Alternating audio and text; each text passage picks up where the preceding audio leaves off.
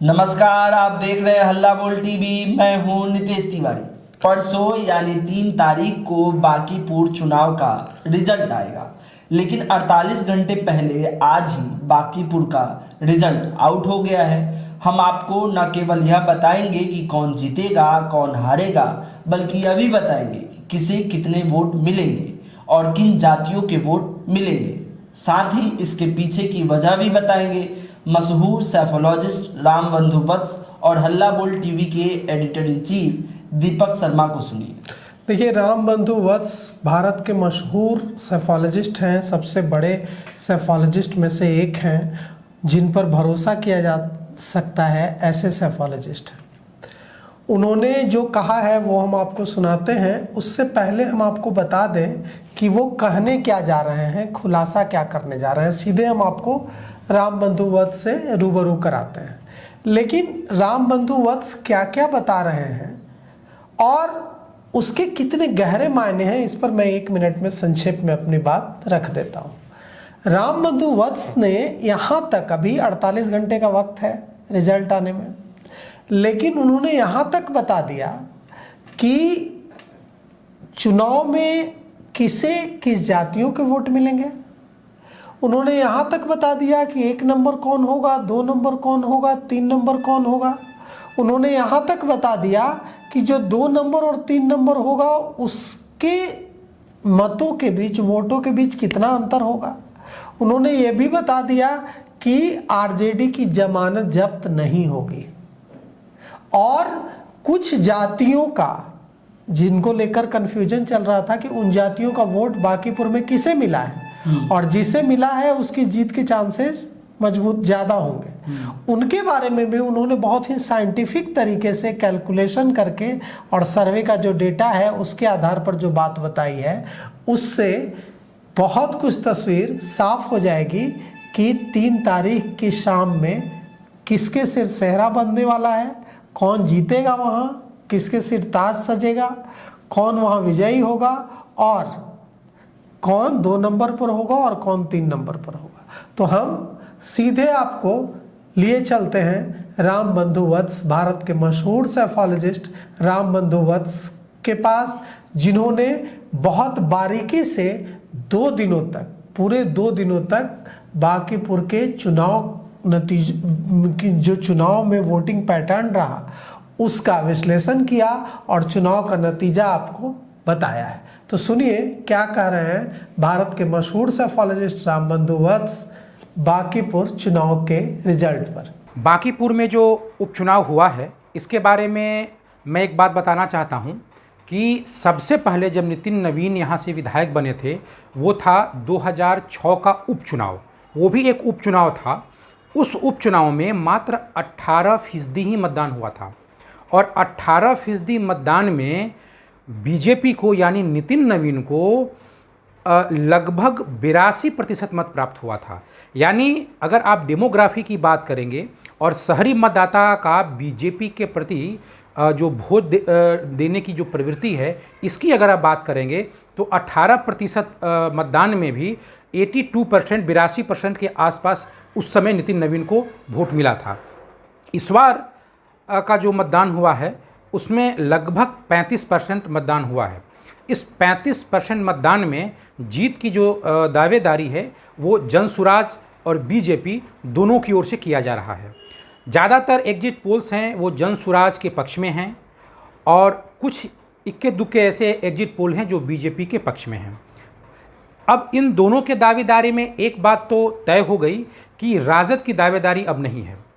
लेकिन सबसे पहले हम चर्चा करते हैं नीचे से कि क्या राजद की क्या स्थिति होगी, क्या राजद की जमानत जब्त हो जाएगी। तो अगर आप जातिवार वोटिंग पैटर्न, जो टर्नआउट पैटर्न होता है कि कौन सी जाति या अल्पसंख्यक समाज में कितना वोट प्रतिशत मतदान हुआ और उन लोगों का जो वोट प्रतिशत मतदान हुआ होगा उसमें ही सही बिखराव होगा। तो आप 35% तो कुल मतदान हुआ, लेकिन जैसे कि अगर आप अल्पसंख्यक समाज की बात करते हैं तो उसमें इस बार 52% टर्न आउट की जो आंकड़े हैं मेरे पास आए हैं कि लगभग 52% लोगों ने अल्पसंख्यक समाज के लोग मतदान दिए हैं। उनकी आबादी लगभग 40,000 के आसपास है। तो 40,000 का जो 52% यानी आधे से अधिक लोगों ने मतदान दिया है। और वहाँ पे एक बड़ा जो वर्ग है वो जन स्वराज की ओर गया है। लेकिन इसका मतलब ये नहीं कि सबके सब जन स्वराज की ओर गए हैं। वो मुझे लगता है कि लगभग जो टोटल टर्नआउट हुआ उसका 30% अभी भी आरजेडी के पास होगा और 70% के आसपास जन स्वराज के पास गया होगा। उसके बाद जो सबसे बड़े दावेदारी की बात जन स्वराज के ओर से जो किया जा रहा था वो था टोटल जनसंख्या का 19%, यानी गैर कायस्थ सवर्ण जातियाँ। गैर कायस्थ सवर्ण जातियों का जो टर्न आउट प्रतिशत है वो इस इलेक्शन में मात्र 25% ही देखा गया है। यानी भूमिहार, राजपूत और ब्राह्मण के जो मतदाता बांकीपुर में रहते हैं उनकी कुल आबादी का 25% ही वो मतदान किए हैं। तो वहाँ बहुत ही कम, वहाँ लगभग 10% से अधिक की सेंधमारी जन स्वराज में नहीं हुई है। इसके बाद जो MY समीकरण में जो यादव हैं, यादव वोट बैंक में भी इस बार बिखराव हुआ है, लेकिन सर्वाधिक यादव आरजेडी के पास है। उसके बाद जो यादव हैं वो बीजेपी के खेमे में गए हैं। यादव पहले से भी, अगर आप मंदिरी के इलाकों की बात करें तो यादव पहले से भी बीजेपी के पास जाते थे। इस बार गए हैं, इस बार थोड़ा और अधिक गए हैं, 2025 के मुकाबले अधिक गए हैं, लेकिन बीजेपी से थोड़ा ही कम यादव जन स्वराज में भी आया है। तो जन स्वराज यादव में भी सेंधमारी की है और MY और मुस्लिम समीकरण, अल्पसंख्यक समीकरण में तो सेंधमारी हुई ही है। इसके अतिरिक्त जो अति पिछड़ी जातियां हैं उनमें बहुत ही कम, मुझे लगता है कि 7% के आसपास सेंधमारी जन स्वराज की ओर से हुई होगी। हाँ, एक जो पिछड़ी जाति में जो कुर्मी जाति हैं वहाँ पे जन स्वराज की सेंधमारी हुई है, लेकिन वहाँ पे भी डैमेज कंट्रोल इलेक्शन के आखिरी 2 दिनों में किया गया था, जिस तरह की सूचनाएं मिल रही हैं। अगर आप जदयू के लोगों से बातचीत करेंगे तो एक बड़ा तबका आज भी बीजेपी के उम्मीदवार को ही वोट दिया है कुर्मी समाज में, जिनकी टोटल आबादी 5% है, मतलब टोटल जनसंख्या का 5% है, जिसमें से ज़्यादातर कुर्मी बीजेपी के पास है और थोड़ा जन स्वराज के पास है। हाँ, अगर आप दलित समाज की बात करेंगे तो दलित समाज में पासवान जो समाज है वो एक तरफा बीजेपी के पास है, लेकिन रविदास समाज, मुसहर समाज, डोम समाज में जन स्वराज की हिस्सेदारी हुई है। और यहाँ पे हिस्सेदारी ये लोग बुनियादी तौर पे जो रविदास समाज है वो माले का भी कैडर वोटर माना जाता है, कांग्रेस की भी हिस्सेदारी इसमें होती है। तो वो आरजेडी उम्मीदवार रेखा गुप्ता के पास गई हैं। रेखा गुप्ता का जो अपना वैश्य समीकरण है, जो तेली समाज का समीकरण है, वो अपने स्वजातीय होने के कारण उनमें उनकी सेंधमारी कमोवेश कायम ही रही है।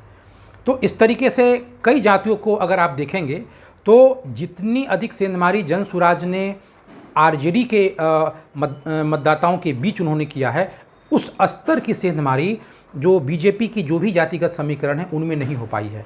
जहाँ तक बात जीत और हार का है तो लाजमी है कि जन स्वराज को जीतने के लिए केवल आरजेडी में सेंधमारी से काम नहीं चलेगा, उनको बीजेपी के सेंधमारी भी करनी पड़ेगी, और वो भी पिछड़े अति पिछड़े में, जो गैर यादव पिछड़े और अति पिछड़ी जो जातियां हैं उनमें सेंधमारी करनी पड़ेगी और ज़बरदस्त तरीके से करनी पड़ेगी। क्योंकि जो बांकीपुर की जो जीत की जो कुंजी है, जो चाबी है, वो पिछड़े और अति पिछड़ी जातियों के पास ही है। आरजेडी, अगर आप बात करें आरजेडी को, तो पिछली बार 40% आया था, फिर भी बीजेपी के जीत को तो नहीं रोक पाई। तो केवल आरजेडी के सेंधमारी से काम तो चलेगा नहीं। तो उस तरीके की सेंधमारी बीजेपी में नहीं हुई है। हाँ, चुनाव के दरमियान, मतदान के दिन भी, जैसे चुनाव प्रचार के दौरान जन स्वराज हावी रहता था, मतदान के दिन भी वो हावी हैं।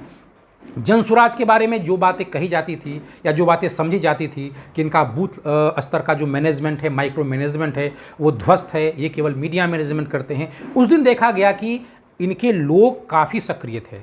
अगर एक नेता ने मुझे बताया कि लगभग 7,000 के करीब लोग होंगे जो जन स्वराज के हैं, प्रोफेशनल हैं, और वो बिहार के अलग अलग जिलों के हैं, वो उस दिन भी वहाँ पे सक्रिय थे और इलेक्शन के दौरान भी वो काफ़ी सक्रिय रहे हैं।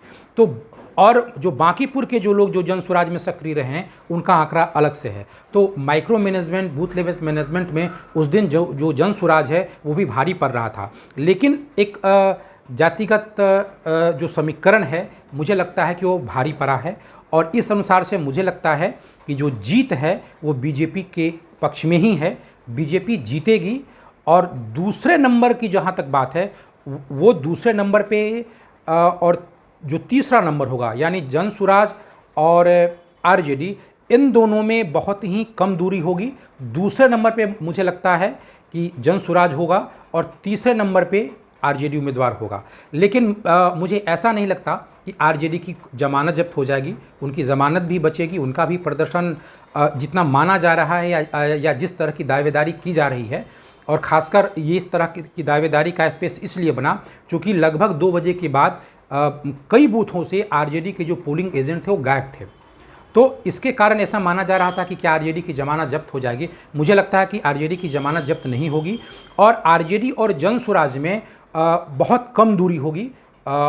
अभी भी मैं कहता हूं कि दूसरे नंबर पे जनसुराज होंगे और तीसरे नंबर पे आरजेडी होगी। तो इस तरीके का एक आंकड़ा है। दूसरी बात, एक और बुनियादी सवाल है कि ये जो इलेक्शन हुआ उसमें मुद्दों की चली या जातिगत समीकरण की चली।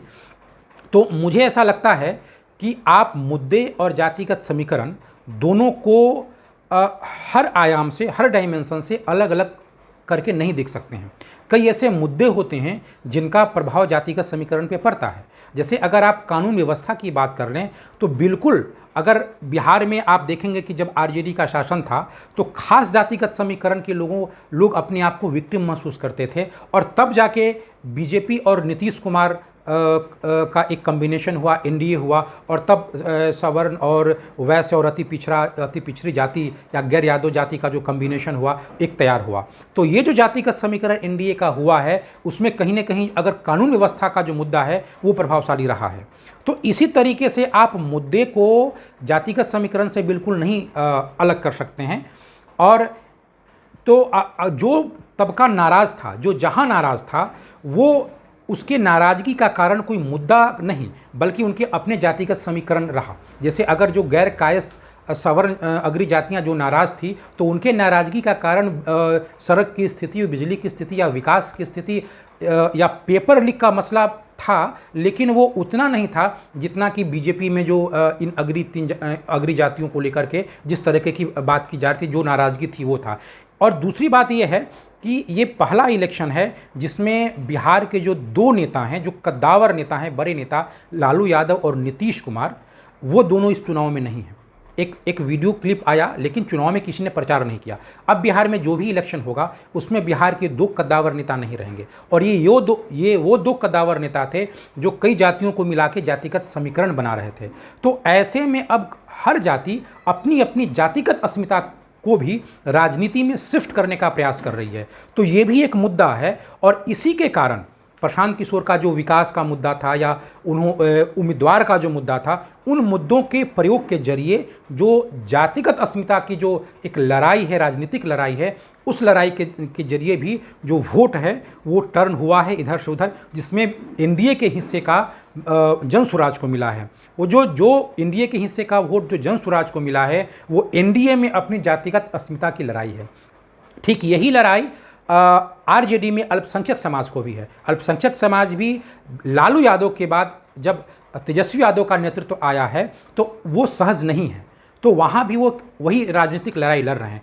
अलग अलग जातियाँ अपने अपने खेमे में जो अपनी अपनी जातिगत अस्मिता की लड़ाई लड़ रहे हैं, वही प्रशांत किशोर के मुद्दे को लेकर के, उनके मुद्दों का प्रयोग करके बदलाव वाले वोट में शिफ्ट हो रहे हैं। तो देखिए, उन्होंने न केवल ये बताया है कि कौन जीतेगा, ये भी बताया है कि वो किस आधार पर ये बात कह रहे हैं। यह भी बताया है उन्होंने कि यादवों का वोट इस बार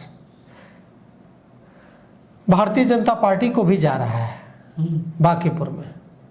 उन्होंने कहा कि मंदिरी इलाके के यादवों का वोट पहले भी भारतीय जनता पार्टी को जाता था, लेकिन पिछली बार और उससे पहले की तुलना में इस बार यादवों का वोट भारतीय जनता पार्टी को सबसे ज़्यादा बांकीपुर में मिला है। उन्होंने बताया है कि यादवों का वोट तेजस्वी यादव की कैंडिडेट को भी मिला है, यादवों का वोट प्रशांत किशोर को भी मिला है, लेकिन भारतीय जनता पार्टी को भी मिला है।